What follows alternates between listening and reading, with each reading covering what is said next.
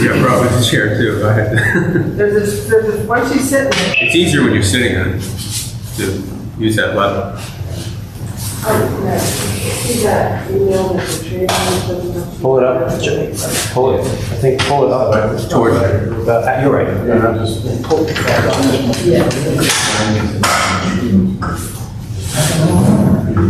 There you go. Yeah. Right.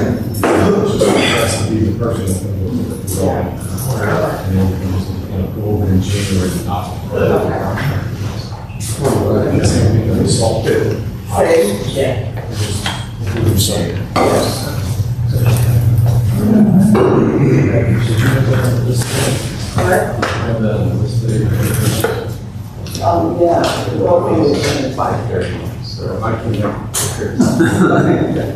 You know, I don't know. I've done that too. It seems like some more time. Sir, how are you? I'm gonna turn on the speaker, by the way, just so people know that they're. I love summertime. Don't say anything. I don't like chaos at all. Joe, can you hear us? Yes, now okay. Okay. Hey, Jeff. Good morning. So we've got Councilman Catalano on there Good morning, I'm here now. Hey, good morning, Sid. Hey, good morning, everybody. Thanks for kicking it off, and I know Heather is not coming today, so we can proceed. So thanks for coming out to today's workshop. We can begin with our pledge of allegiance. Pledge of allegiance to the flag of the United States of America and to the republic for which it stands, one nation, under God, indivisible, with liberty and justice for all. Good morning, ladies and gentlemen. This meeting now called to order. In line with the Borough of Seabright's longstanding policy of local government and compliance with the Public Meetings Act, I wish to advise that notices for this single meeting was sent to the Asbury Park Press and other local newspapers on January 10th, 2023. In each instance, the date, time, and location of this meeting will provide with the notice. This meeting is open to the public. Roll call. Councilmembers Bieber. Here. Booker. Here. Catalano. Here. Gorman. Hewitt. Lummy. Here. And Mayor Cummings here. All right, first up, we'll have our general remarks from the audience. If there's anybody in person or online who'd like to be heard, please just state your name and your address, and the floor is yours. Would anybody like to be heard today?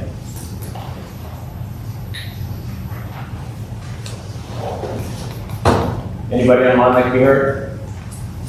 All right, seeing and hearing nobody, so we will move on to our first item for discussion. Our Borough Administrator, Joe Bruni, is online. Thanks for dialing in, Joe.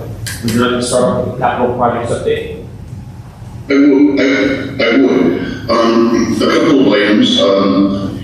The backflow preventers with the state of New Jersey has not gone far. Greg and I reached out to our Senator O'Scanlan, and he is attempting to set up another meeting with us for that purpose, to discuss the alternate design and why they don't want to go with the design the residents could live with out there. So as soon as I know when we're having a meeting, I will let you know, and we'll try to hash this out with the DOT. We know we're getting complaints about the flooding up there during heavy rain events.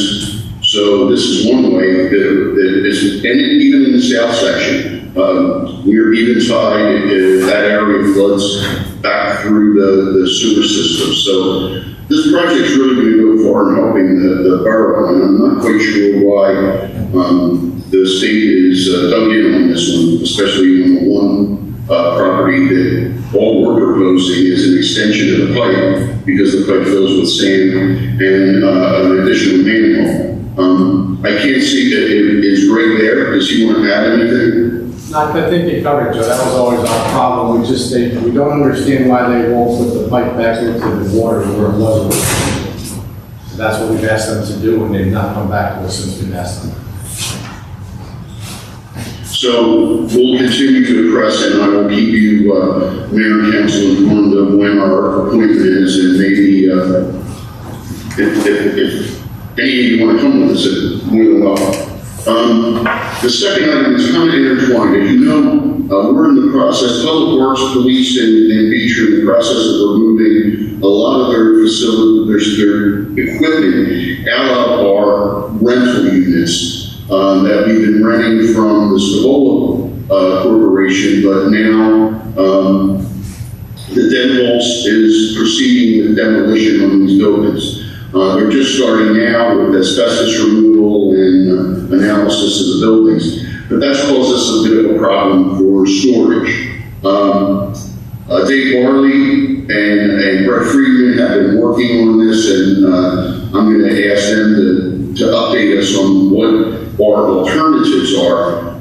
But most importantly, I think Greg Blash has the proposal, the cost estimates for both construction and engineering for a new building that we've been talking about for quite some time now. So let's be my recommendation that we go to Brett and Dave and find out where we stand on securing places for this equipment to go, because we can't just leave it outside. Chief, can you tell us where you are on this? Yes, I can. So we got basically tossed out of our South Street garage. We're getting tossed out of our River Street garage. The South Street garage had 7 side-by-sides in there, all lifeguard equipment that is in pretty good shape. We also had 2 light towers in there. They're all sitting on the side right now, somewhere in the firehouse. We need to get them out of the elements as soon as possible. We went to look at a couple storage facilities, local. We can bring them, trailer them down. They can leave them in there until May, until we can use them again. It does cost some money. We're spending about $2,000 a month for rentals on the buildings down here. It would be cheaper at this point to bring them to the other places. Dave was looking at a couple other spots where they bring in some trailers, like Dave talked about the trailers, but right now they're sitting outside. I'd like to get them down and approval to get a payment to one of these storage facilities to get these things out of the elements. We've got $100,000 of equipment that's going to sit out there and just rot away this winter. We definitely cannot have that, so we're looking. I've also spoken to the administrator in Oceanport. I can bring the OEM truck down there, hopefully, but it's not going to be inside, it's going to be kept outside, but I guess it's not going to be in the salt air. So I don't have a place for that yet, just out of Seabright, which is a problem, but it's better than sitting here and rotting out. That's probably our nicest piece of equipment that we have. So that's just the beach stuff alone. And there is some police equipment I could bring into some storage facilities too, but I can't do it without the approval from you guys to say, yes, pay for this. This is what it's going to cost. I got to get the stuff down there. I made sure to this week and Brian came down, took a look. Sam took a look, so they know what we're up against. They know the amount of equipment down there. So as long as you guys can let me go ahead and do this, get these things out of the elements, I can worry about whatever Greg has going and get that rolling too. And Dave wants to give a report on the trailers that he can have brought down to this lot. Chief, just a quick question. You kind of said it, but I didn't quite grasp it. The cost to store it off-site is equal or less? It's a little bit less for the off-site right now. I think we have a price of about, it's $22.50 what we're paying here, okay? And right now we have about $800, so it's almost half the price. Okay, so and the second question is, it's easily movable? We can have the road department put it on the back of the trailers and trailer it every down to the off-site facility. Okay, since you've reviewed it and we haven't, except Ryan and maybe Sam, is there any downside in your review of us approving this? There's no downsides because most of the stuff there is really the beach equipment. So they have 7 good pieces of, it's all, it's a lot of equipment. The only downside is it's not here. Right. But they're not going to use it really anyway until the spring, until May anyway. So just to get this stuff off-site, we like to keep our side-by-sides in the firehouse with Shannon. Just because we do go on the beach for different things and get people and rescues and look for lost people. So we like to keep ours on site. Our light towers, when we have to have our light towers, we like to keep them on site, so we'll find a spot for them. But all the other stuff, get it off site, get it inside. So it's cheaper, it's easily movable, and there's no significant downside? Just not right now, there's not. And I'm gonna look for a few more places, but one place we did see in Ocean Township was pretty good. A couple places just don't have that they're full. Yeah, it's pretty much a necessity for anyone cheap. I mean, you can't leave the equipment over there or any other location in town, so I don't see this between Rich, Joe, and if needed, Mike, we'll make sure it happens. Okay. And Dave will give you And the, Dave, yeah. Dave has secured a trailer. He might be, if he's in the audience, he can speak to it, but it's $90 a month, I believe, for a 40-foot box trailer, container trailer that we could put a lot of our supplies in and keep them out of the weather. That's for a 20-footer, Joe. Is Dave there? Yeah, You have to move up closer to the mic. Yeah, I can't hear Brett. I couldn't hear Brett. That's for the 20-footer, Joe. It's $89 a month, 3 months minimum, and the pickup and drop-off fee is $129 each time. You have to come, drop it off, and pick it up. Where would that sit, Dave? Huh? Where would it sit? I don't know, Joe, what do you think? You told me to be house lot, is that right? Yeah, coming to go over where we have the cabinets over there, try to make it look as nice as possible, parallel to Chapel Beach Club. Thank you. It's the highest point as well, so it's the highest point in town right there, so it'll be high and dry in case of any kind of emergency or flooding. So that'll carry some of the stuff that doesn't need any climate control. And a lot of our equipment. I'm not quite sure, Dave, where did you relocate your dumpsters from South Street? No, not yet. They're probably gonna have to go into River Street at some point, Agreed. Okay. So that's really where we stand in getting our products out of Stolola's properties and back on our property or our rental properties. But right now, I'd like Ray to maybe come up to the table. He sent a proposal yesterday for the size, location, and estimated cost of the public works building we've been talking about. So Greg, can you sit at the table, please, and review your proposal? Yes. Thanks, Dave. Yeah, I got one last thing. All right, one more, Joe, one more thing before Greg goes. We have a 40-footer we can get because the police asked for a larger one, so. Okay. It's just a little more money, I think. The rental on that looks like a 123 a month, 129 minimum 4 months, and it's 149 for the pickup and drop off. So they may need several, correct, Brett? I think so, yeah, we'll sit up. But anyway, it's set up. All I need, all they want is a PO number from Christie and a tax exempt form, and I can't order it until I get that in her, so. All right, sounds good. Joe, did you hear that? I got it. Okay? All right, thanks, Dave. Yeah, no problem. Good morning, Greg. Good morning, how are you? Went over the budget. We had originally started, we were talking about the budget in the middle of the year, beginning of the year. We had put aside $500,000 to do the building. That was kind of our guesstimate at the time. And going through the numbers and updating things, labor costs have gotten a little more expensive, just the way nature is. But one of the things also I came up with an extra amount of money is what I want to do there with the foundation is I want to get the metal building out of any flood event.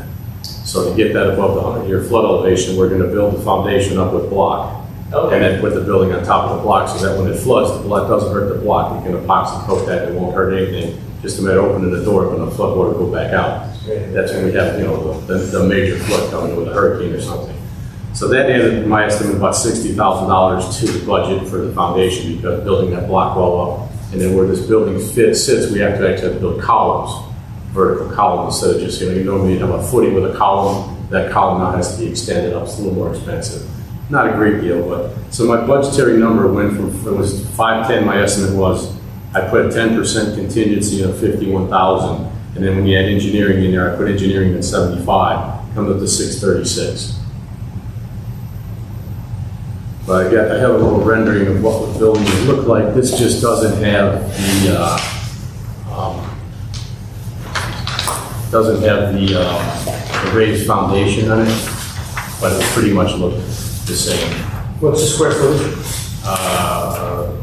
About 5,000, 90 by 45, so it's about 4,200 square feet. It's going to have 5 bays. It'll also, if you kind of stare at it long enough, it also will have the elevated secondary loft in the back part of the building. So we'll have, storage of lighter equipment, materials and whatnot up there for public works, park underneath it with the smaller stuff. And then at the end of the one bay, we have the whole bay fall for any large vehicle in the future that may need to be parked in that facility. Any remediation concerns on the property? No, not really.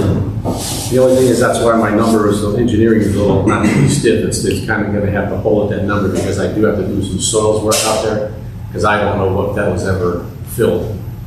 That's only the only caveat. If that property was filled 3 or 4 feet at some time in the past, we're gonna have to go below that with the footings that we go in. But I imagine this is probably gonna be on piles anyway, is my guess, unless we come up with some really solid soils under that, and we can go with a spread footing situation. What's the exact location of it? This is the River Street pump station site. Because we look at, personally, we look at this in the past, and it's like the only real viable place. And it's borough owned, as we discussed, it's really like a utility site. So I know there are neighbors weren't keen on it, but overall, it's the best location. It really is almost unusable land otherwise. Right. And unfortunately, the way this has to lay out just for access to the building, the back of this building is actually gonna be pretty much bordered on the easterly property line. Just because of the way the driveways fit in, how we have the geometry to get in and get to the pump station. So that it's just, so that's gonna impact the neighbors a little worse than if we put it on the other side, but I really wouldn't wanna put it right on the river. Yeah. Give us a little bit of buffers we can get out of that. Any significant variances? We're the borough, we don't have variances. I know that, but you can get objections from people if you. Yeah, and actually with the setbacks, though, we're gonna conform to the setbacks. It's just that we're gonna have a building that conforms to the height of the height is zone. okay. The problem is we just have the size of the building is gonna be larger than you have in the area, because it's residential over there. We're just gonna have the back of the building 90 feet long by 22 foot high. That's, Plus, you're elevating it something a little higher. yeah. It makes sense.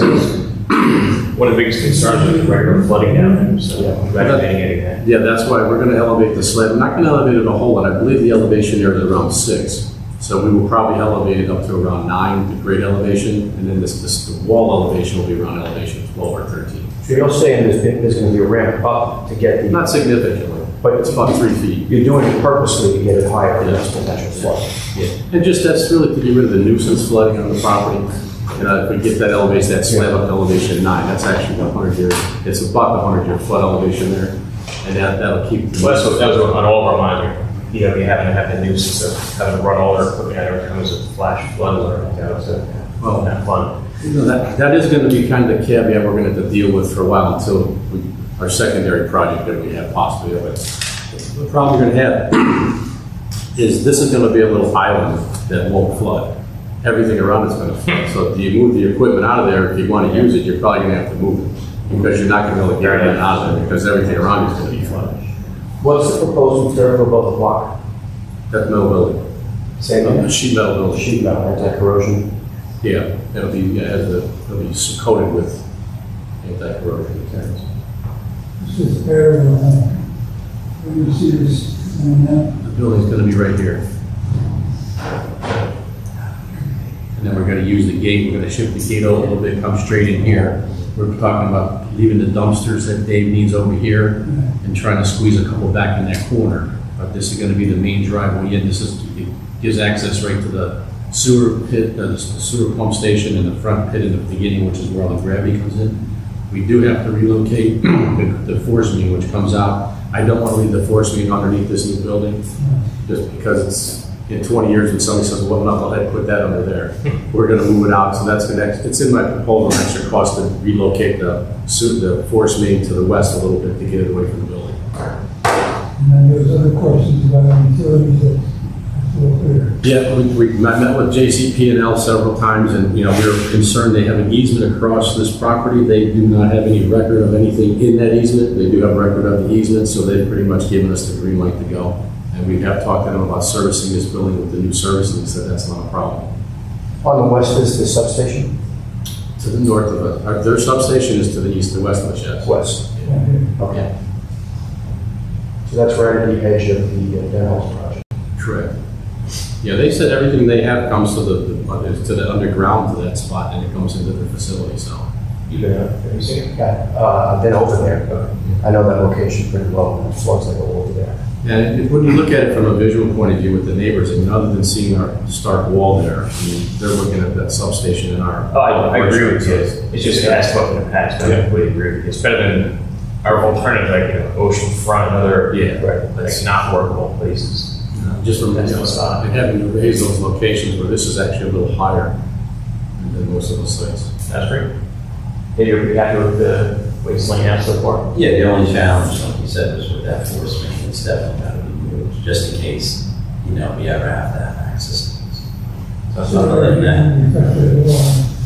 Now in that area there, the accessibility is going to be the problem there. And I was going over with David, we're going to try to put some dumpsters that hold stuff back in that area that have to be changed over less often. Because to get to that, because of the number of dumpsters he's going to need in there, we're going to have to move one to get to that. So that's why we're going to have to try to put something, they only have to be empty every 3 months with some kind of material, recycling or whatever, versus the other ones out along the JCP&L site.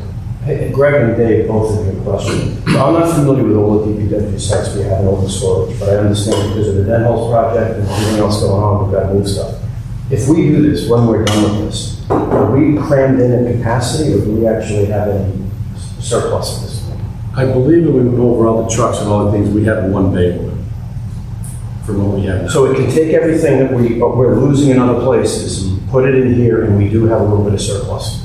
I believe we have more than a little bit, because the loft area is not considered, that's just overflow, because I really got to get into the nuts and bolts of what you store up there, because obviously yeah, it's you got to can't have put a it loft area. Yeah, I mean, but that's good, right? If we go through all of this after the consolidation, we actually have a little bit of surplus for space.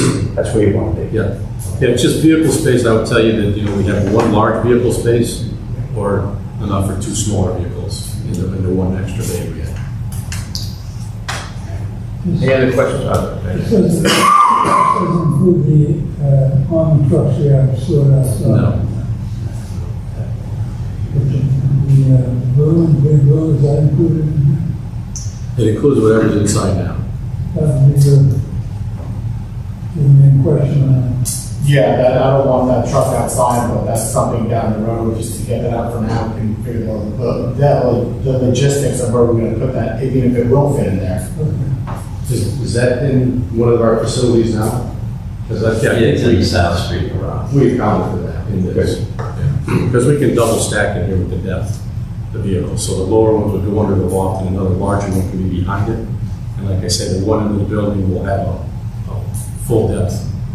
I just don't want to limit us in the future to not be able to park a large vehicle in there. We seem to keep getting bigger instead of smaller. So. Great, just to recap, what do you have for on this right now? What do you need from us? Just authorization to go. I mean, I want to get the engineering done. It'd probably take me about 2 months to get this ready to bid. And then we bid it, it'd take, 3 weeks to get it bid, come back to you with the numbers. If we get successful bidders that are in our estimated budget, it'd probably take us about 5 to 6 months to get it constructed. So we're talking pretty much next fall. Sure, we'll be ready to go. Is there any interaction with the work that's going to be happening with the Den Hulls project that we would want to be before, during, or after? Not really. The only thing that we have to kind of think about, because they had that sanitary sewer, the stormwater pump station that's going down the end of that street is part of that project that we're involved with. So that could be the only thing, just the construction of that. But I tend to think most everything, they're not going to be in our way, we won't be in there. So we can operate on our own timeline. Yep. I think really, to be honest with you, logistically, the bigger problem we may have, depending on the timing, is if we start this in the summer, would probably be our best time. Because everything that we're going to have in trailers on this site, because now that's where we're putting all of our off-site storage from where we're at now, that's going to be in the way. Because everything out there is going to have to be moved off this site temporarily. Because we need a crane, and we need a crane in there to build this thing. So it won't take long, like I say, 6 months. So if we got in the summer, we can move this stuff somewhere, have to find a site for 5 or 6 months to get it out of there, and then most of that stuff can come back. And some of it will be going in the building. Well, does anybody on the council have any questions or objections at this point? Sam, did you hear all that? Yeah, I'm definitely on board. I like the idea of everything I heard on the building. I just want to circle back for a second and make sure that we're all in agreement to go ahead and put that side by sides in storage, because I don't want that to sit the elements. That's my biggest one. Yeah, I think we're good to go on that. I don't think we have any objections to that. So, all right, sounds good. Anybody else on council have any questions for Greg while he's here? the lukewarm seat. And this kind of puts to bed the multi-year discussion about pole barn, right? This is the pole barn, yeah, this is exactly what it is, the infamous pole barn thing that's been, I was thinking to Joe about it yesterday. We gotta get this. And the thing, really, the history of a pole barn is, they last about 20, 25 years max, and they always leak. This is actually going to be a secure building, metal roof. It's not, it's built to withstand all of this. And as you said, by elevating the foundations, other than catastrophe. Well, even to be honest with you, you'd have to have a pretty severe catastrophe because the metal building is going to be up at about elevation 14. So the flood elevation we have at this point is 10. Yeah. So that's the 100-year flood elevation. So it would have to be 4 feet higher than that. And if water's How the bathtub design works, it should survive like an Irene or something. right, the bathtub will keep this in great shape. The only thing is, we get to the point where if it's above the 100-year flood elevation, those stations shut down. Our bulkhead doesn't work. The bathtub theory is top. And this would still have to be 4 foot higher than the flood elevation. And by that point, we'll have other fish to fry. Yeah, we're going to have we're talking the fire station is going to be underwater, which is super elevated at extra 4 feet. Yeah, pretty much. We're up on top of the bridge there. So yeah, I think this will be designed to stay dry just about in any kind of storm we have. Good. 636. That sounds good. I think we should go set. Ryan, I don't know about Rumson, didn't Tom Rogers tell us to keep going at that one meeting the last time? Yeah, I've got to stop. Okay. I know it was fun. It's sad, but fun. That was a fun meeting. Yeah, I remember. Very light, but. Yep, I was there. Yep. Yeah, you need it. Yeah. We did not the outcome we expected. No. Thanks again, Greg. Let's see. So that was under capital projects. Joe, is that a wrap for you? Do you have anything else you want to discuss? Not on the capital right now. And we'll come back to street flooding on number 5. I just had a couple of, so I was running through some capital things, just to kind of bring you up to speed. We did the repair to the trash rack at River Street. That's been completed. That was done last week. The 23 road program, we're awaiting the approval of DOT. We'll put that out to bid probably in January. Probably get a nice better price from the contractor bidding in the off season. The 2024 program, we just received our funding from the state. We got $209,000, which is just a little under our estimated budget. I think we were at $250, so we'll be able to fit within that region. Talked about DPW building, the bulkhead we had. The last thing we had was at your direction, I went over with Dave to look at the sewer smells over at Angelica's. And when we looked at that, they had put a new lateral in.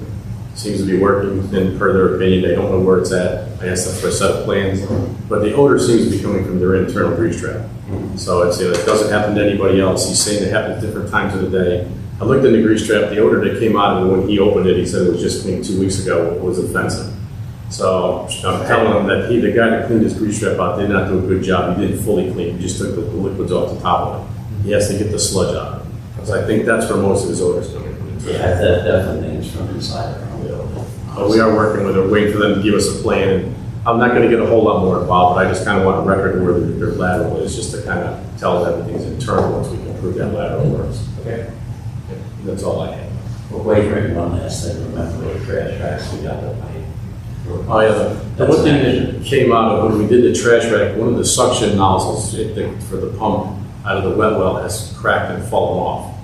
And that cracked at the wall, which is normally where they crack, that has to be repaired. We're waiting for the contractor to give us a price to fix that, but we'll be back here. It's not something that's an emergency, but it's something we want to do because it kind of eliminates a situation where you can have a floatable thing go directly and hit the pump impeller with that downturn nozzle. So we do want to put that in at one point, but it's not an emergency.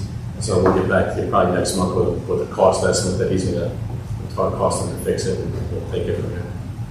Sounds good. Any last questions for Greg? Nope, thank you. All right, Greg, thanks. All right, then move on to public safety update. So which one of you gentlemen would like to start? All right. I'm quick. Fire chief. Morning. 44 calls month of October brings us up to 597 for the year. In comparison, we did 560 for the entire year last year, so we're well ahead. Still a month and a half of time to go. Charlie and I did the ISO inspection 2 weeks ago. We sat down with this guy for about 6 hours long. I'm confident that we're gonna raise our rating. If we miss it, it's gonna be by a point or two. For reference, the ISO is what the major insurance companies use to base to factor in part of your premium based off your fire coverage. Currently, we are sitting at class 3. Scales 1 to 10, 1 being the best, which is unattainable for us because we don't have a fair fire department. 10 being the worst, which is like your rural, middle of America type places. When I first came in, we were at 5, got us down to a 3. My goal's at 2. There's about 1,200 fire departments nationally that have a class 2. So that's what I'm shooting for. That's kind of going to be like my last thing before I step off. We probably won't see that for probably another month or so. They gotta take all the data that we threw at them and do all their calculations. We had our elections last night, so you're stuck with me for another year. Could be the last one I'm almost there. And I think that's about it. We don't have much going on right now. So Great work. The 1,200 is volunteers in the US? Oh. That's including? So there's about 200, just under class 1s. Those are your bigger cities. Yeah. Class 2 is about 1,200. Class 3 is about 3,600. And then from there it goes substantially higher. But when you said there were only 1,200 class 2s, that's both paid and volunteer? Okay, that's great. Yeah. And if we do have a gap in your mind that doesn't get to 2, what is it? What's that? If we don't get to 2, what gap do we have in your mind? It's going to come down to staff. Staff. Yeah. So the number I gave them, the number I was able to support with documentation was that we had 4 guys. They like to see, so it's a whole algorithm, right? They compare what you have immediately responding, what you have coming from home, how much of manpower that makes up, how much time that makes up. The number's around 15 within the first 10, which we do, but because there are home responders that supplement the guys that are here, they deduct points for that. Okay. Other issues that we have is our water supply in town. So they look at your water supply with American Water. They look at communications in the sheriff's office, our training, our staffing, our equipment, all that stuff's considered. So there's certain things, again, South Beach water supply isn't good. It used to be North Beach. North Beach was always our prop child. 2010, when they were doing the Highlands Bridge, American Water brought a main on the river. So now the North Beach section is a water main section. South Beach now, because it hasn't updated and since I can only imagine when, mainly around your area. How they do it is they take target locations within town, mainly bigger buildings. South Beach they use Edgewater. And you're not meeting the fire flow off of the water system. Again, it's not our problem. Our hands are tied with that with American Water. Okay, so not to And that was real quick, that was based off of our last inspection, which was 2016. I can tell you they haven't made any improvements on South Beach Water. So probably not going to gain points for that. Okay, so not to belabor this, but one thing, and I understood what you said, is getting to 2 with regard to staffing. It's the ability for us to flood and respond with people quickly because we're volunteer. That makes perfect sense to me. Just a quick question, when fountains burn, do you guys pull water out of the river? Eventually, but that's a long, tedious process to get that going. The establish a draft and all the other stuff. Okay. They're looking at the first time. Thanks, Chief. Yeah, good luck, Jay. I mean, obviously, you're at 3 ratings. Which is great, yeah, I'm happy with it, but again, Was it 5 when you used to be a 5? it was actually 6, it was a 6 and 5. Was that average? 3. Was that, would you consider that average anyway? The average for Rock County is probably around 5. Okay, so 3 is way above average. Yeah, wait. 2 is great if you get it, if not, And then I'm done. you're still appreciated. Thanks, Chief. All right, thanks. All right, right.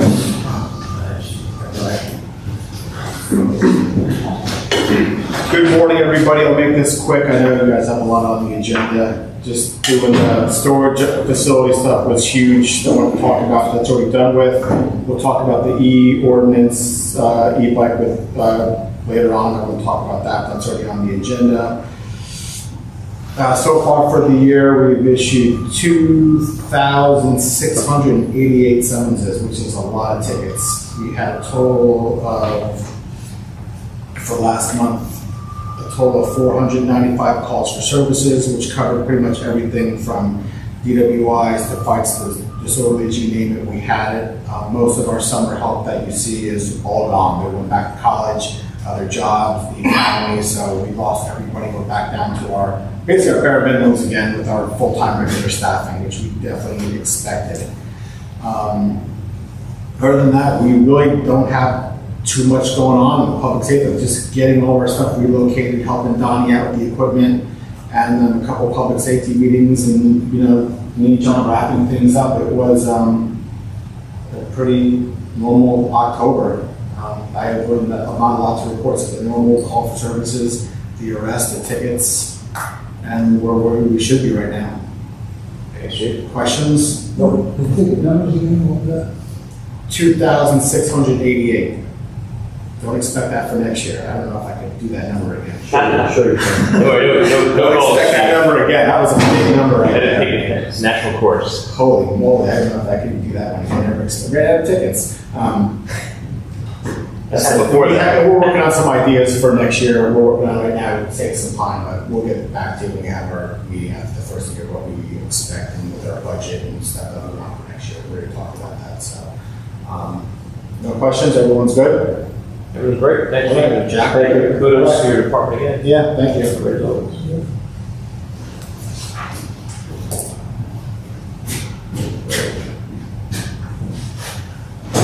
So the next item up, I know, Brian, you have the first aid squad here too, if you want to hear from them. oh, sorry. I didn't expect that to. I didn't Yeah, think you're last night. You're not. Sorry. I didn't know until last night that I was coming here tonight. We've got over 330 calls so far this year. We're answering most of our calls. It's rare that we have to get another town to come in to cover calls for us. We're even doing mutual aid to other towns. We've got Lucas. 5/7 out of the county now getting the auto load put in there for the new stretcher, the auto stretcher. And that's about it. Any questions or anything? They turned on Lucas, Yes, so that's ready to go. it's ready to go. Yes. A lot of our members now do it paid, so they use Lucas's at their other jobs. And we have a good medical director who comes down and helps us when we need. I'll be offline. I have a few questions for you. But Okay. anybody else have questions for Dan? Nope. All right, thanks. Thank you. Hey, Brian, I have one thing. Good. I'm going to take the Anchorage restrooms offline on Monday. Does anybody have any objections? I try to keep it open as long as I can. For the fishermen, but we started. Guys are freezing and they're older. Yeah. Hold their padding, we don't want nothing to happen. You guys are right with that? Yeah, it's reasonable. Good timing. Okay, all right. Thanks. I try to keep it open as long as I can. All right, so Jack, I know the last thing you brought up, I know earlier this year you had a plan in place for off-road most vehicles, and then you had some questions. You spoke with our police chief. Like, where are we at in this process? Yeah, just to get ready, my concern is the one vehicle that was in very good condition, is running, and it's no more expedition vehicle. So it's unmarked, and having all-wheel drive, it can be used running with the father. In Long Beach, there's a EMS work or lifeguard work, and Public Works can use it after fire, so I think that's a good vehicle to keep on standby status. I talked to the chief, and we have still 2 remaining passenger car police vehicles. And I believe that for us to see right, given the flooding conditions, having gone on the beach for emergency work, etc., and the traffic light, I think we should go completely to SUV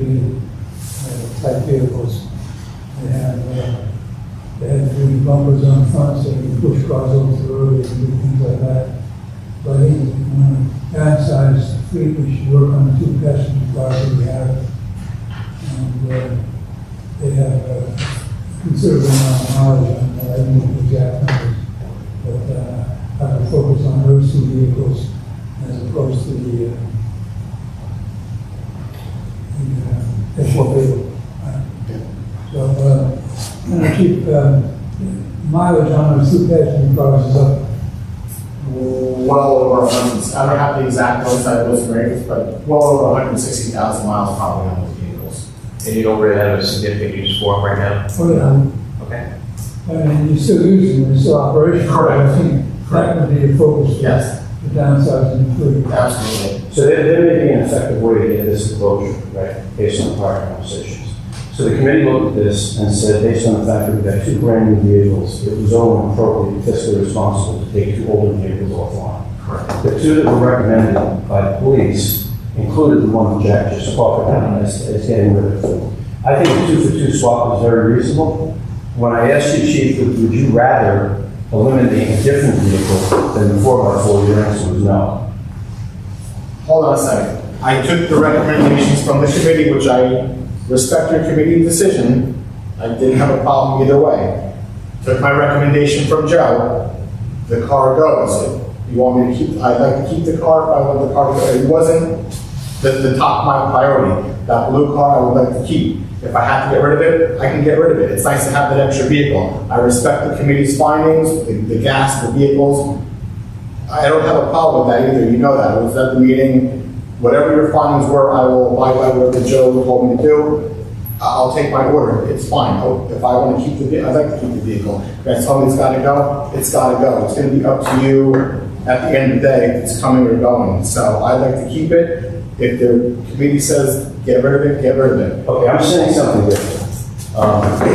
What Jack is recommending, which I think is reasonable, is a four-wheel drive vehicle that has utility in bad conditions. Yes. May be of more value than a sedan. Correct. If we get rid of 2 vehicles and one of them is a sedan instead of a 4x4, I think the committee's perfectly fine with that. As long as 2 vehicles go, because 2 new ones came in. Okay. And it's not, we don't have a shortage of vehicles, because if you look in the back, and I do every time I'm here, it ranges between 6 and 7 vehicles sitting stationary. So we clearly have sufficient vehicles. I think it's good fiscal discipline to say whatever department it is, if a new vehicle comes in, an old one goes out. If Jack's contention as safety committee is, I think there's a better vehicle to get rid of than that 4x4, and you're okay with that, I think the committee's fine with that.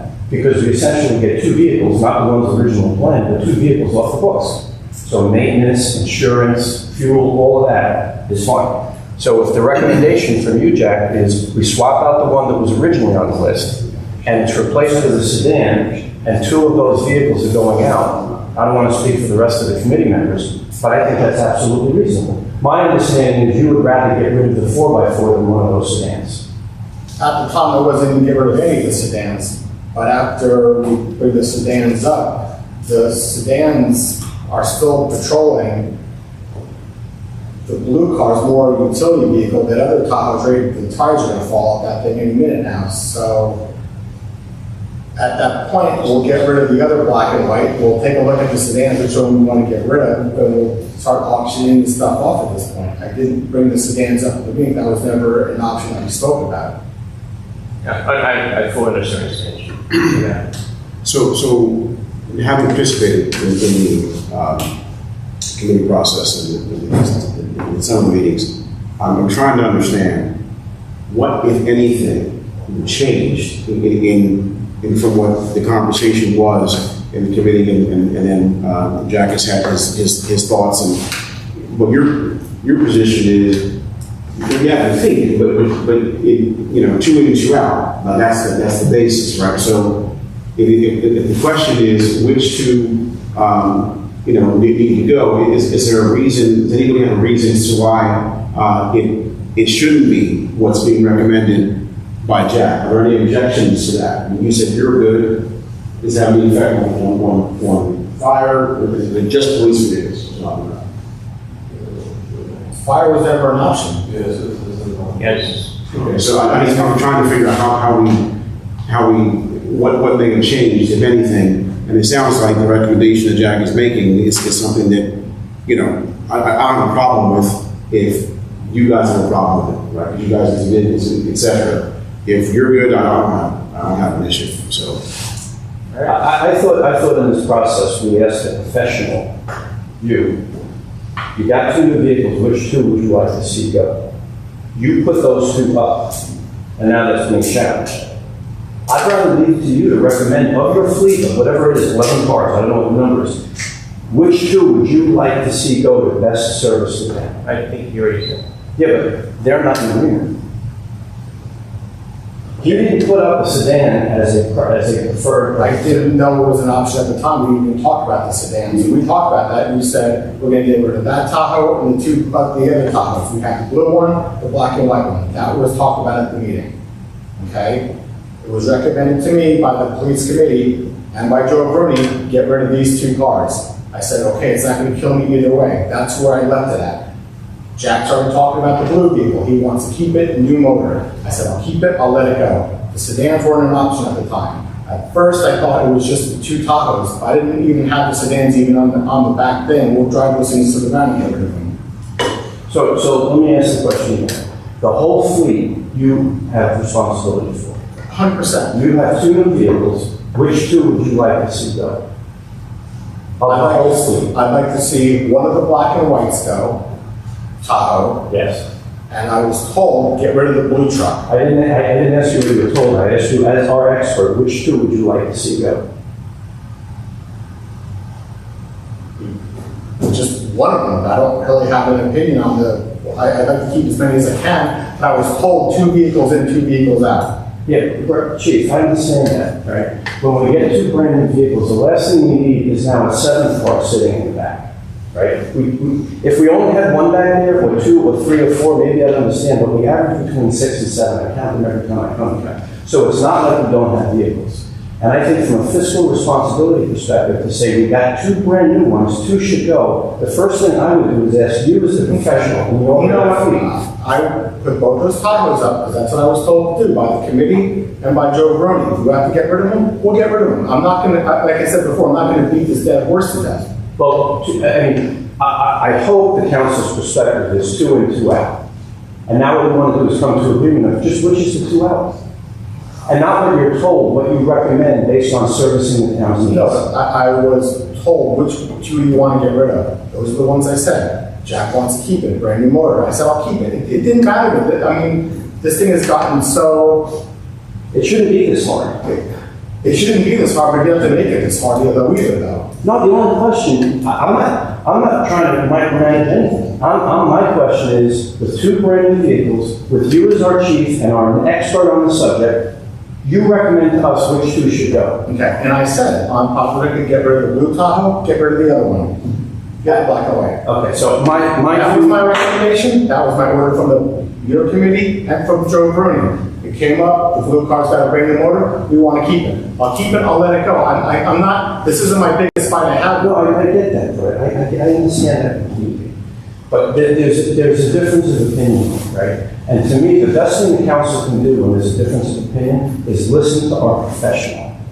And that is you. And that's why I'm asking you what you think. But at the end of the day, how much is this extra car costing the town to be fiscally responsible? It's principle. If nothing else is principle, when you buy a new car at home, you don't need the old one in the driveway. It's not. And the old car doesn't cost me anything, I do. Well, it certainly does, because keeping a car, maintaining it, and depreciating costs money. We'll get rid of the car. It's fine. I mean, this was the recommendation from the committee. They told me to get rid of it. I'm getting rid of it. This is.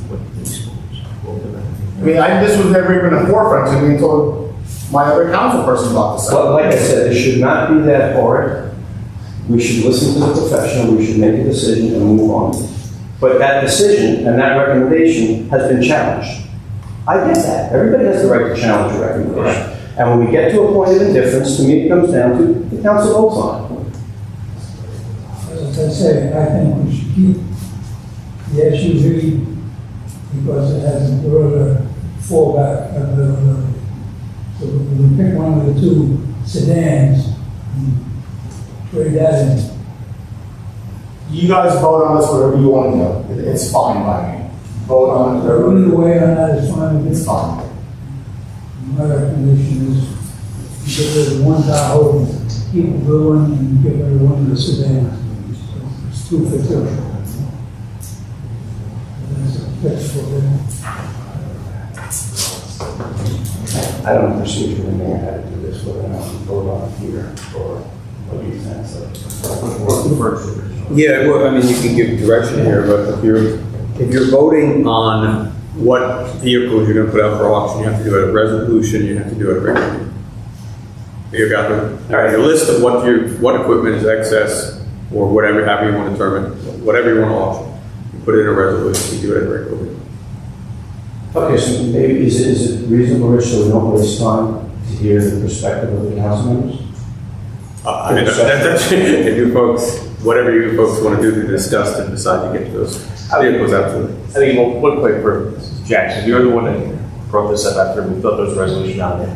So my take is that there's a slight preference to follow your recommendation in these departments. I don't think in a hotspot that's the case. I would suggest putting that on the agenda and then have the other ones in the back. Council can vote on that, but we do move forward with this. This is not a big issue, but it has become one very big. So that's if anyone else in council disagrees, give your recommendation. I think. No, I think that you know, that's the way we should go about it. Let's go ahead and put it forward and allow folks to, you know, we can say yay or nay. But it sounds like 2 in, 2 out is settled. It's switch 2. And it sounds like the professionals are you know, our team is saying that they don't really have that strong an opinion. But if that's the case, they move forward. So it's pretty simple. So what would go on the resolution would be, instead of 4x4, 1 4x4 and 1 sedan, and then we would vote on that as those two? Is that what you're recommending, Jack? Yes, I am. He's leaving it to us. So Yeah, I would say do that, and then I'll talk to the chief offline. I just to move this thing along. This is peacetime discussion, right? So you will let me know, the packet has to go out today, just so everybody knows. Yeah. So, we'll just maybe hold that resolution or send it out in draft form until we get this, Okay.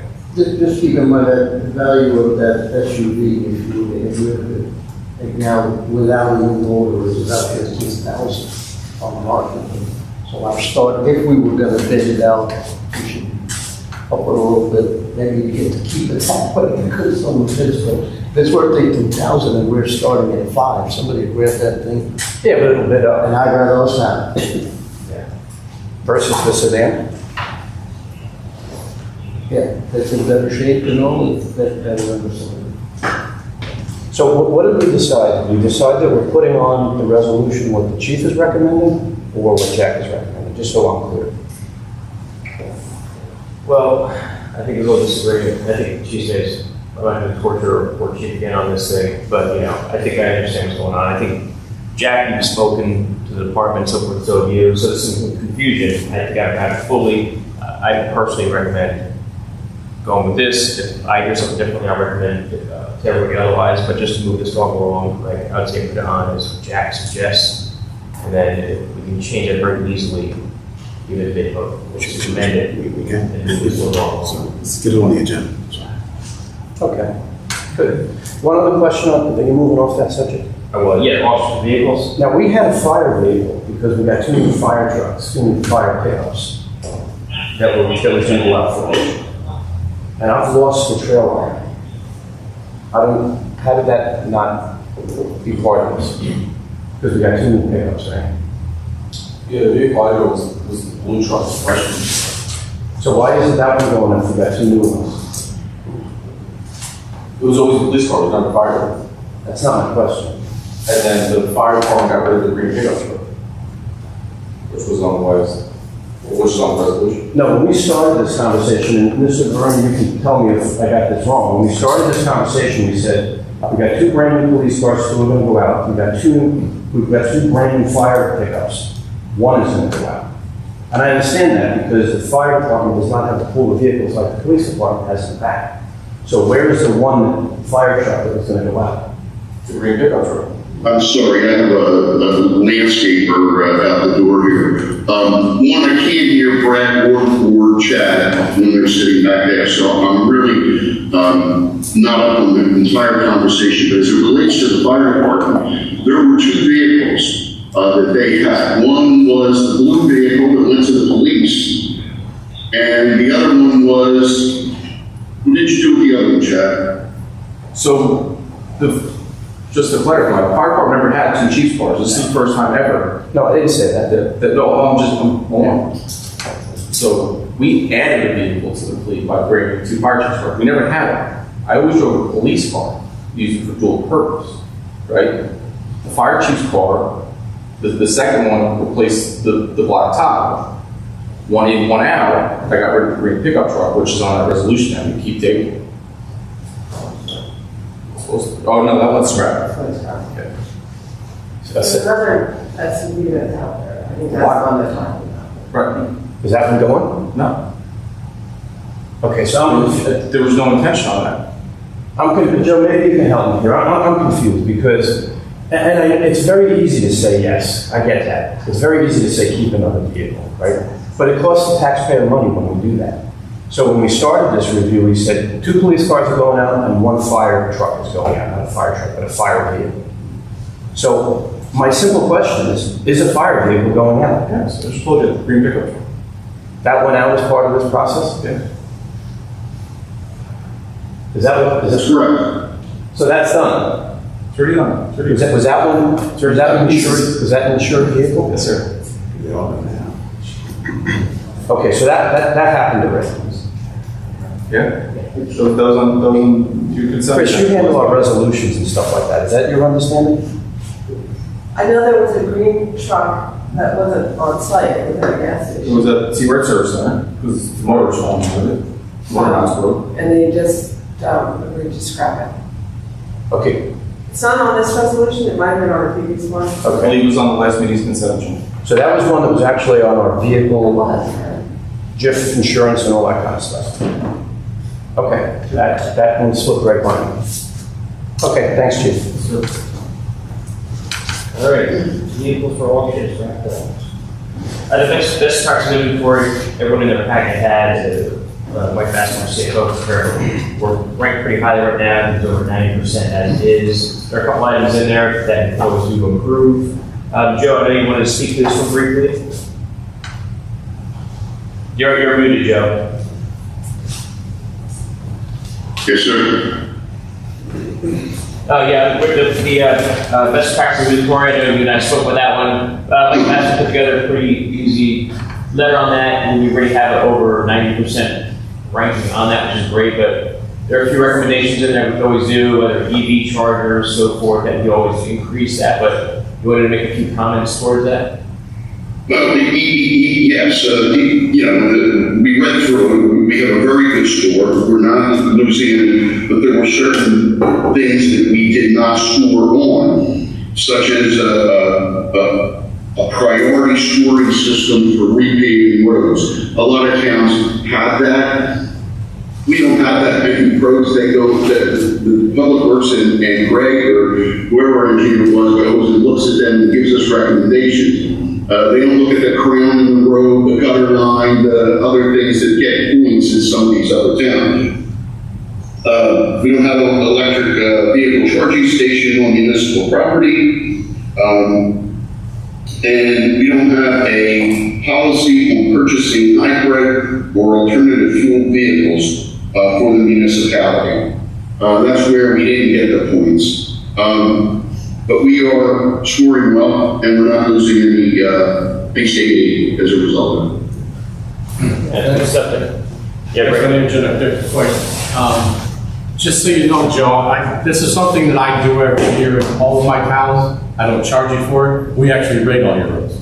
So we have a system that we look at every year after we pay. So I think we can talk to Mike and we can get that, those points for that. That's how I pick the roads. I take the lowest value roads, and that's why we pick what we pick. And then your input, sometimes you guys want to switch 2 equally valued roads for one for the other, but Yeah, we do Yeah, evaluate. take your point off, nice. Yeah, no problem. It helps me out too, because when somebody comes up and says, why are you paving this road? Because we evaluate them all, and this is the lowest rate road, yeah.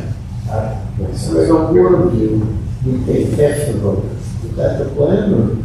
No, we didn't do that, utility company did. That was a Oh, set. that was for Yeah. repair? Yes, After yeah. work? Now, that's not, Gas because line. they think it's the town what it is, and it's the gas company that did that, yeah. Thank you. Yeah. We go back and do the other half eventually, but it kind of dovetails in once all the utilities are completed and the homes are built, then we'll go and do the other half. Thanks, sir. So the state, when they put a high priority or a high valuation on engineering report like you do, and they just take that pretty much as fact. Yep. They don't come out themselves and say, They can, but I mean, the detail we go through, they really can't match because they're taking forever. All right, the next topic is street flooding. I mean, this is obviously a very important topic in the town, but I think from the last meeting, I believe Sam's still on there. Sam, I think you put this one on specifically to address one item on street flooding, am I correct? Did you want to speak to that today? Or I believe that was, you want to speak to this one? I can put that on, I'm not pretty sure. Oh, all right, sorry, John. Yeah, so we have 3 places in the North Beach that the water, when it rains, ponds. I originally thought it was a river coming in, but one of them is on the east side, and that, for some reason, that sewer is not any longer connected to the west side, so the water doesn't make it to the river. And it ponds there. A couple of storms, you had to go around the road you were still in the water. Anyway, I talked to Joe about it, and in the meeting for the check valves, we're going to discuss that with Senator O'Scanlan as well, and see if we can't get that addressed, and then the other ones are the check valves that need attention, right? Also, what I looked at is just for future thought. Everywhere where we have a pump station, when it rains, that water eventually gets pumped out. But as you go further away from the center of town, where we don't have a pump station, when it rains, those roads flood when the check valve is closed, if it rains a lot. One is Island View Way. If we can look at a smaller pump, right, not this big monstrosity, maybe a couple thousand gallon now for only that kind of emergency, just to dump it back in the river over the wall. Because the bulkhead's old, even though there's a slight leak there, it holds. It never really occurs up the block. When it rains, all the water's coming from Ocean Avenue all the way. And it's really only about curb height, so it's not a real big problem. But a small pump would help eliminate that. When you look at, that's when we had that discussion before about the pump stations that we currently have in the downtown area. They're way oversized because you're not pumping, they were designed to pump the 100-year flood. We're never going to beat the river once it comes over the top of the bulkhead. Right. So what you're speaking of would in fact be a very small pump because it only has to take, an 8-inch rain over a big area is not a great volume of water. So yeah, but that is a problem with the check valves, which we've discussed in the past, is once the tide comes up, closes those valves, the rainwater on the land side of the bulkhead cannot get out. Yeah. So we would probably have to start looking at putting these little mini pump stations in place. The feedback we got from the last several storms up to downtown, after we corrected the valve and added the valve, was really had no impact. So that, we want to make that a little bit larger, at least understand what it would cost to put a smaller pump. Okay, yeah, I'll evaluate that, come back to the price for those. John, in South Beach, are check valves working in South Beach or no? We need one apparently at even time, right? Yeah, oddly enough, David and I were looking at those on Monday, and the problem you have is the check valves that from the past, they call them the duck bills. Right. They don't work. I mean, then you can see if you go to them, the sun has warped those where the end of the duct bill has turned. So it's made 180 degrees. No, they flop that way, but the problem is not that it's aged like that. For that to open is almost impossible until the pressure is so high behind it. So that's what we got to kind of evaluate that. The new check valves we have now are great because they're internal to the pipe, they're out of the weather, and they work on head pressure, and they open from the bottom up, where the duct bills open from the middle down. So the sediment is the first thing to pass on the new check valve we're using, which is great. The duct bills, in my opinion, hold sediment, and that's why I never recommended it in the past. The reason I'm asking is I'm not clear on, I agree with what John said, but if you stand at the fountains, for example, during high tide, the water comes up through the sewer. So having a pump there wouldn't do anything because the water is coming from the river. Yeah, But you put a check valve on it. You have to put a check valve on it. So that's why I'm asking the question. I hear you talking about pump stations in South Beach, but we don't have functioning check valves in South Beach. But your first thing, it's a combination. You have to put functional check valves in and then a pump station to get rid of the rain. Right, and those check valves belong to the state, not to us. Those ones do, yes. Yeah. But I think where Mr. Lamy was talking about, they would belong to us because they're on our drainage system going out to like local streets that go into the river. Okay. So those are ones we would have to put in. We put a couple in the past with road program. We got a couple in the north end, and they were fantastic. The problem is you know, in public education is a kind of a slow learning curve. They didn't realize that when that check valve is closed and it's raining, tide's up, the rainwater can't get out. So they thought the check valve wasn't working, but as soon as the tide went down, the water cleared instantly. So that's where we're talking about maybe putting some smaller pump stations to get rid of the rainwater flow. That's the negative of the bathtub effect. Yes. Yeah. Just one comment on that, several years back, the resident of North Beach had water pooling from his house, and he put in his own little pump, and it worked very effectively, but the DOT came through and said, take that out. He must have put it in one of their inlets. Yeah, he put it in one of their inlets. You shouldn't have put it in an inlet because it blocks the efficiency of the inlet. Yeah. So that can be easily reserved. You just put it in a manhole next to it, it would work fine. It worked fine, Yeah. but the DOT said no, Yeah. get out. Because they don't want to have to maintain that thing when it blocks it up. Okay. So the end result is when we have the meeting, DOT and Senator, it's going to be about these matters in addition to the check valves and pending. Thanks, guys. All right, Sam, the next one up is 2024 beach fees. It's my understanding that the recommendation is status quo, but if you want to speak to that, to confirm, I moved the carrot from the last meeting just to make sure that that was in fact the recommendation. Yeah, Don, me and him thought that the only slight move would be the badges at the preseason sale. They're currently at 50, maybe we bump them up to 75, but other than that, we keep everything the same. Okay, so instead of a 2-for-1 deal, you can just do so. Yeah, that's, anybody have an objection to that recommendation? So if you buy in advance in the past, it was $50. If you buy in advance in the future, it'll be $75. That's it. Sounds good. All right, Sam, sounds fair. Thanks, Don, for it. Let's see. All right, I'm good. Number 7, draft ordinances. We've got 4 listed here. I know we want to speak to the fire pits one. I'm not sure if the other 3 need to be covered in any detail. Would you say the e-bike one will be discussed today also? Yeah, we'll talk about that a little bit. Mr. Mayor, I just want to get a couple of comments of B and C when we get to it. Sure. Okay, great. All right, all right, sounds good. And we'll address all 4. So we'll start with fire pits. I know there's some original drafts put together, some revisions were made to it, and here we are. Okay, so a couple things on this one. If you recall, the original intention of this, or the way it came to light, was through our lead fire marshal, whatever you call it, ordinance, Tom Hague, everybody knows him. Tom felt that because of the proximity of buildings in town and the risk of fire, that we, like other towns, should put a fire pit ordinance in place. I personally don't have a strong opinion about it one way or the other. We asked Tom to put it together. He did. He drafted it, ran it by legal. Legal commented on it, then circulated it for review. And to the best of my knowledge, there were 2 primary concerns around it. Number 1 was the proposed violations, first, second, and third offense, ranging anywhere from dollars to community time to jail.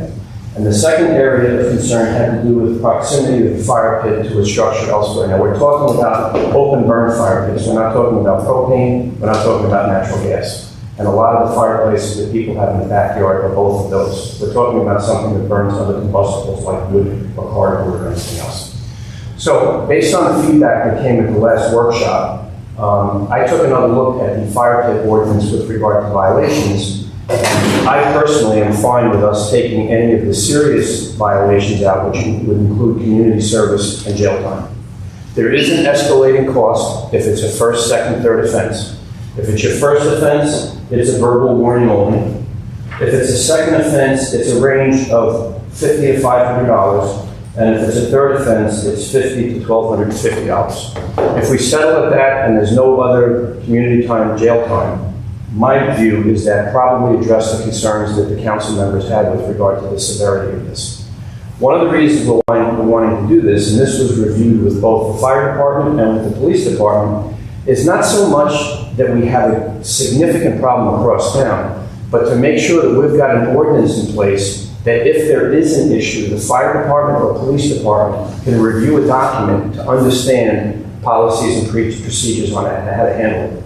They were both fine with that. So the thought is to get this on the books, so in the event that there is somebody violating the ordinance, they have authority and they have to handle it. The second item that was of concern, and this is one that Tom was particularly concerned about, was proximity of the fire pit to additional structures, whether it's the property owner himself or herself or the next door neighbor. And the state code on this is 15 feet separation requirement. Now, obviously, that creates some challenges in town because some of our properties are very small. And their backyards, if you put it right in the very middle, it has to be at least 30 feet wide to be away from anything potentially. So we circled back to that. I talked with Tom about it. Tom felt strongly that that, in fact, is the reason to put something like this in place. Because when you burn it closer to a structure, you run the risk of catching that fire onto the structure.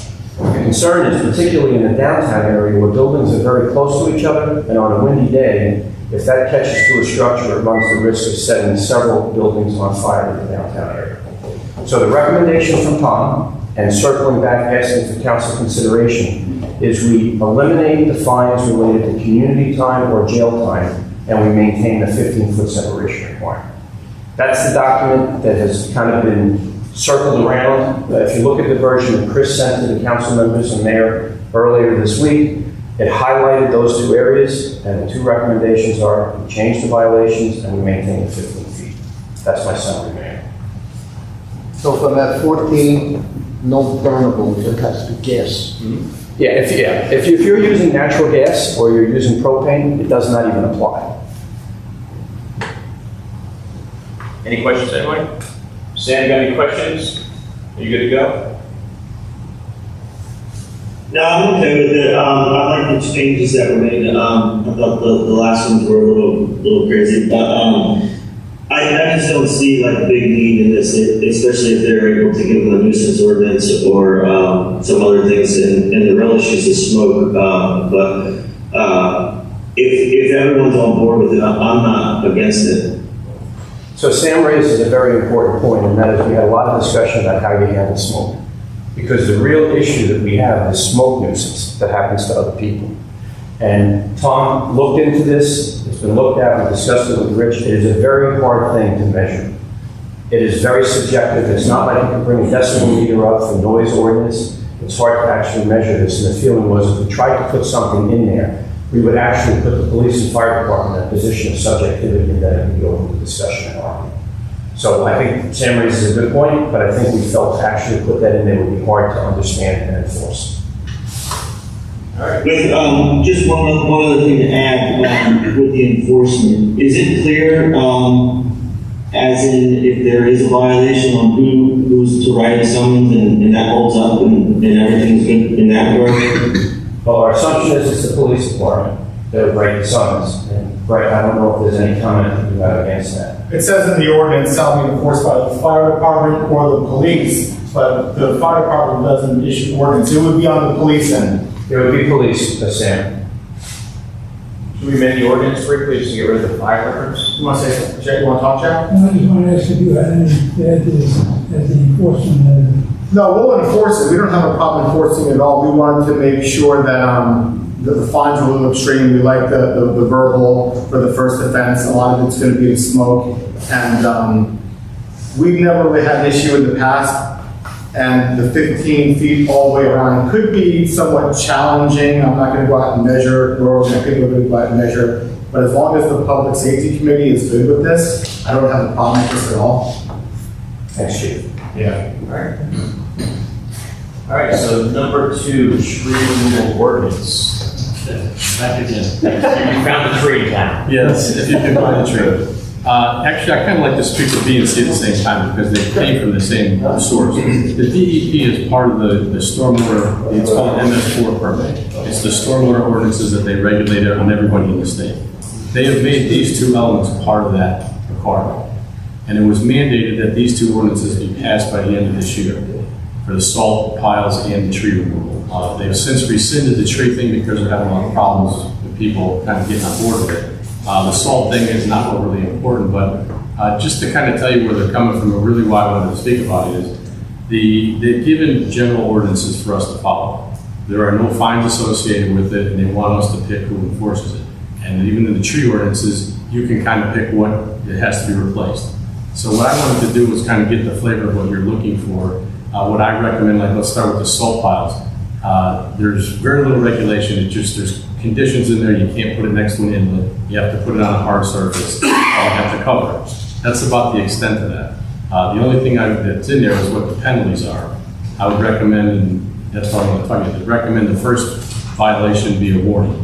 Second one be a $50 fine. Okay. I don't think we really have a salt pile thing in there, but just, you have to have some kind of. That's right, let's just do that. Yes, okay. So I would check the box. That's for the municipality, right.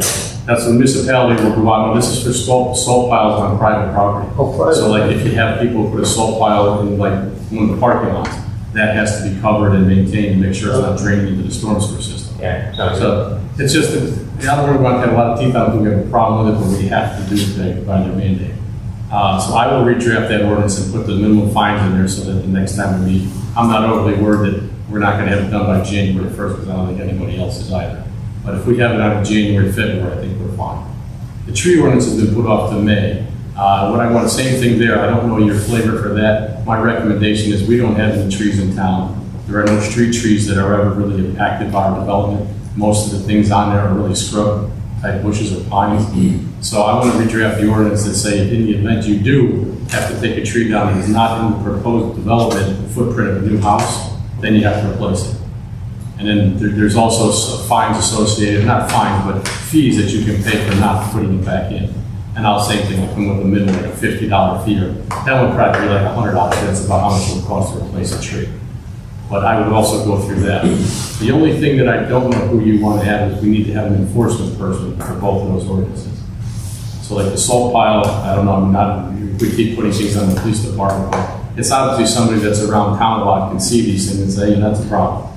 Yeah, and I think, who else is really ticking somebody?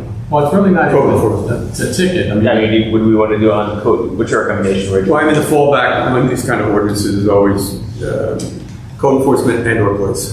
Yeah. That always seems to be a So fallback. we have to kind of figure out, there's somebody in code enforcement that would do it, they're out and around for the police. I think code enforcement should go with the trees because they're somebody, or even my office, because we do the inspection and development. We can kind of do that, but we wouldn't be around if someone decided to take a tree down on the road without building a hole. So you can always give a recommendation to code enforcement. Yeah, code enforcement or / borough engineer's office, kind of both. Okay. And then maybe for the salt dump, we just put the police or code enforcement, same kind of thing. It's either person. Okay. All right, so I'll redraft those and bring them back, next month, review them again, and then put them on in January. Great. Thanks. I was just gonna go back to the fire ordinance for a minute, so if you wanna. I just thought, a couple of people have complained about the neighbors cut down the trees. I thought when we finish this up, we could then send out a little letter, a memo to the public, just alerting people. Most, 99% of people have no idea about trees or anything like that. So. Yeah, because we don't have an ordinance like this yet. Right. Yeah, I think this should go on the website and also in a newsletter, any way you can inform. Chris, I think next time we do we kind of double up and put out a nice little community letter, we can add like any new ordinances in there, so FYI. And we can then have the building department included in some sort of planning board in their budget. Right. Just a slogan. Yeah. Sounds good? But what I was going to say was, on the fire code ordinance, Tom Hague has the authority to send out violations as the code enforcement officer. So, Instead of the fire department put in yeah. code or police? Yeah. Yeah, I think it's reasonable. It's also the fire marshal. Yes. Okay. Makes sense. So we'll do the updates. I'll work with Tom to do the updates on the ordinance. We'll get it ready for approval. So we'll have it on for Monday night's introduction. Oh, that's right, it's Monday. Yeah. I'll get with Tom today. Okay. All right, so we're on to the e-bike ordinance. So can I talk to that one next? Sure. So as a council, we had a discussion about whether or not we wanted to do anything to e-bikes, and we came to the conclusion we did. So a draft ordinance was put together by Jim McHugh. He used adjacent town inputs and stuff like that, like we often do. And we recognize this is a difficult one, but the situation is getting more prolific, and we see some driving of e-bikes in town that can represent a threat and danger to people in town. So we decided to go ahead and do it. Jim put it together. Jim provided a draft to Rich. Rich has taken a look at it and has provided comment against it, which is what is contained in the pack that was provided to everybody in advance of this meeting. I do not expect that the council members had a chance to review it at this meeting. Really what we're trying to do here is we're trying to protect against two things. Number one, inappropriate use of electric bikes. And number two, clarity around how you handle things like golf carts, right? Because in some towns, golf carts are becoming more prolific where you can drive on non-state roads. But in this town, to get anywhere, you really have to drive on a state road, and that's Route 36. So the police department wanted to make sure we effectively address that as well. And once again, this is an ordinance that we don't expect prolific enforcement to happen, but we want to put the police department in a position that if it is happening, there's guidance and documentation as to what to do about it. So the number one thing that was important to me is a determination on whether or not anybody on the council objected to such an ordinance. My sense is, based on prior conversation, there was no objection. So what I would like to ask the council members to do is take a look at the ordinance that was contained in the pack, and any high-level concerns you have against that, please get them back to me. I will work them with the police department to get them updated, and at a subsequent workshop, we'll have sort of final discussions around this before we prepare to lock it down and develop a final version. And that's it there. That seems reasonable. All right, so this is Pat Ford. Sound good, guys? Yes, I just have one question for the chief. If the bikes in general, then what a bike owner or user is not required to have any identification with them, right? No. So if you stop somebody on an electric bike, generally speaking, how do you handle that? If they don't have their ID, they'll tell us who they are. Yeah. We have ways to find out. That rarely ever happens. Okay. Yeah, we don't ever have problems. Usually people have some, we can find who they are pretty quickly. That's not a problem with us. And on our end, the e-bike ordinance is pretty much ready to go. If anybody has any comments at the last meeting, but you have it wrapped up, bro. It's ready to go. The low-speed vehicles, the golf carts is a big one on there. That's coming to our town. They're coming. Have you gotten any word from the state? Are they considering regulations on e-bikes? Because they see them now. Just the ones that are in the ordinance, some of the wording that they have. We'll go through the final draft. If you have any questions, we'll go through it before the next meeting. An e-bike can they can run on Route 36. There's no restriction. Correct. Yep. They have to stay on the shoulder. They can't pass people. There's a lot of rules against that.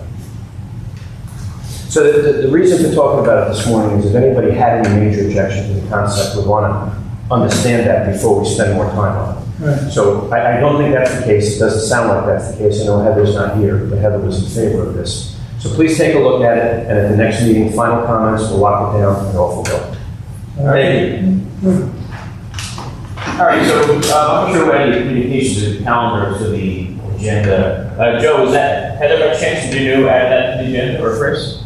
I think it was that she's working on trying to make that available through the system that we have now. All right, so I think Correct. that makes 3 of the upcoming agenda items. I believe that Ocean Ave Planters, the Rec Center mural, and the New York Farmers Market are I think all being championed by Heather. So I don't know if we're going to carry this to the next meeting. Obviously, the New York Farmers Market, what's the date? It starts on the 21st. So it's live, so right here at the Old Borough Hall, which is nice. Does everybody know, do you guys know about that?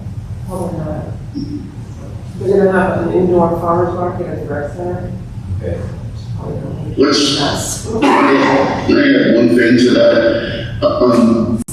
The rec center looks like it's becoming a big success. However, if the farmer's market is in there all day, pickleball starts first thing in the morning, cleaning it and doing some of those things are going to be extremely difficult. So we may have to start in the new year, part-time help, something to supervise and monitor what goes on in there. Because I don't think the police can do it. And Heather keeps talking about volunteers. That's a little tough to rely on volunteers being there. So that's something to keep in mind. Our ability to clean it immediately after some of these groups leave for an incoming group is difficult. No, good point. I know you and I spoke with that too, Joe. I'm trying to think how do we remedy that? It's late in the day, and then the next morning we have other activities in there. Yeah, it starts with the bathrooms, the paper towels, things like that. What the pickleballers have mentioned to me, that if we had one or two of those real wide sweepers, when they leave, they would run down the court. Not that that's how we should rely on it, but we're going to get busier and it does need attention. That's why I wanted to get the dialogue going forward. Okay, sounds good. So we'll carry these forward. And John, we're going to have to keep an eye on the farmers market as it relates to the gym floor. I don't know what they bring in other than tables and chairs, but I would hate for that new floor to get all Technically, it should be covered, but we've already apparently committed to the farmers market. It's being advertised, it's out there, that they're coming. Don't know what that'll look like, but yes. The floor, actually the floor at some point needs the vendor to come back. Shoes at the door. And no farm animals. Yeah, I was going to say, lots. Just real quick, we all started getting prices on keypads for those doors, because we're getting called there a couple times a day, open the rec, close the rec, open the rec, close the rec. Sometimes they're gonna have to sit outside and wait. They have to wait. Sometimes we're on other things, or if we were there, we can't get there. So we're looking at prices for keypads for those doors. At least we can have a code that we can change it once a month to keep. I did look at a system that's available online. It's about $450. You can open the door remotely. You can set a time of day. You can do a fob. You can do a fingerprint. It's $450 and it fits our doors. The one question Joe had with me was those are push exit fire doors, and so there's a special latch for the ones that. So ours are probably going to be more expensive than the ones that we looked at. I'm sure they were. We looked at ones up to $6,000 before. But this device will do 4 doors, which my thought was the front door, the gym door, the door to the 2 rooms that the borough uses for records. And then, we can control who goes there by the system. Yeah, you need that. I'll get with you. I'll show you what I looked at, and then, it's less than $500 and it's open. The doors are. We just have to talk to Tom Hagen about it as well. Yeah, Tom Hagen That's has all. to weigh in on the exit capability. That's it. This may be happening already, and it's not intended to be a criticism, but due to the success of this, it feels like a comprehensive scheduling and coordination strategy is required here. And if it's happening, fantastic, but otherwise, if things become ad hoc, it's going to be really hard to have control of what's happening in this place, both from a police department perspective, duplication and utilization, and maybe it's happening, and if anybody's on the committee, they can comment on that, but it started out slow because there wasn't a lot, but now there's a lot of demand, and I feel it needs a comprehensive way of scheduling and management of that facility. Heather's working on that with our IT people. They're testing that with the calendar and everything else to keep track of that. It's, we're working through the Edmunds system and Trish, Heather, and Don have been trained on it, I believe. Chris, I think that they've been training on it. And everyone will have to go through the Edmunds system in order to reserve space. The only, I don't know how it relates to when we have the open gym for the younger adults. Pool tables and ping pong and such. I don't know that they have to sign up for it if we just have an open period. But other than that, the Edison system seems to be working, at least it's online to be working. So I apologize that it's a success, the program, and we're leaning towards getting it, orchestrated, right? It's a big commitment to have people oversee it, make sure we can get in and out. We don't want to have a police officer go whenever I can. I open the door for the seniors and what have you. But the good news is the community gets some use out of it. So we need to finalize this. We have to limit months to make it work. Right now, the complication is what the farmers market is behind. And we'll have to watch that. John, Sam, I just have one question. In regards to the cleanup after we have events there, do we have a cleaning service bid out for, we need that for the pavilion and I guess the rec center, but is there any movement on that?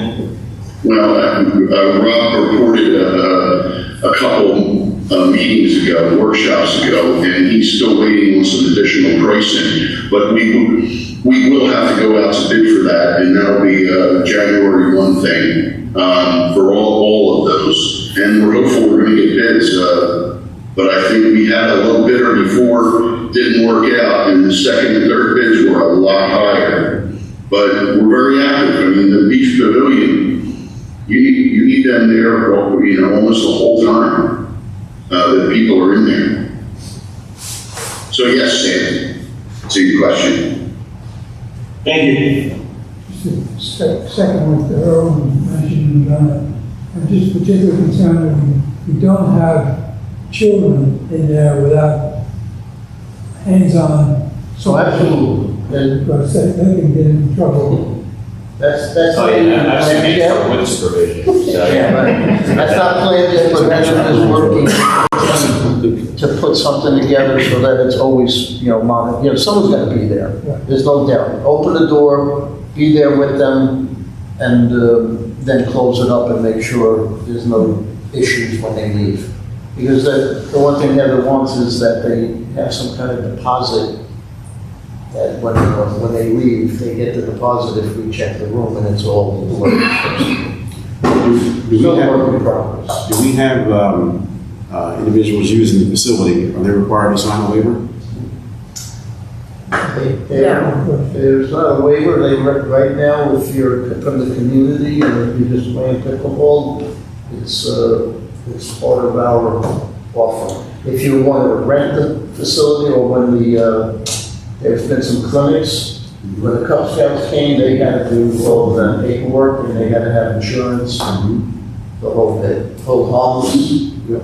So when it's a program, yeah, it's different than if it's just a couple people playing pickleball. Well, to Jeff's point, November 21st, I guess, is the Indoor Farmers Market.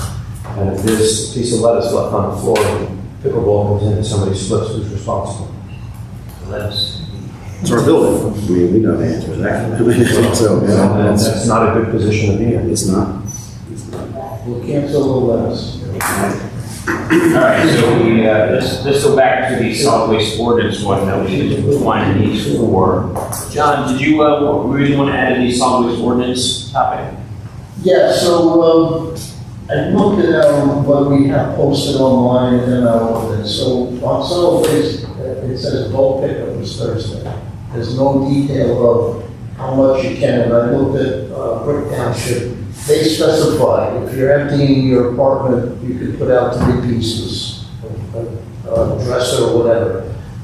Here we have nothing stated, so I think we should look at that, practice, and this way it's not a, if I'm saying, well, you put too much stuff out, but the ruling isn't there, what's our enforcement ability? So we just had 2 incidents downtown, and they emptied out apartments, people were moving, they left stuff.